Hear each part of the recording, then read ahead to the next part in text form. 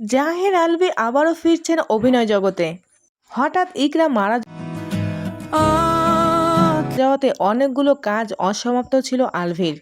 জামিনে মুক্তি পেয়ে ছেলের সাথে সুন্দর মুহূর্তে দেখা যাচ্ছে আলভীকে প্রায়।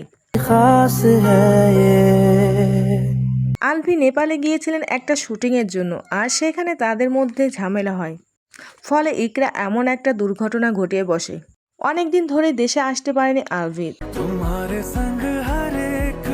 তারপর দেশে ফিরল আলভী এবং সে পুলিশের কাছে আত্মসমর্পণ করে। কিছুদিন কারাগারে থাকার পর আলভীকে জামিনে মুক্তি দেওয়া হয়। বার্থডে সেলিব্রেট করতে গার্লফ্রেন্ডে নেপালে গেছে, একটা কিটক্যাট সামনে রেখে ওটা কাটা হয়, এটা নিয়ে ওরা সবাই হাসাহাসি করতেছে। অবশ্যই ওখানে আলভী ছিল, ও হ্যাপি বার্থডে বলছে।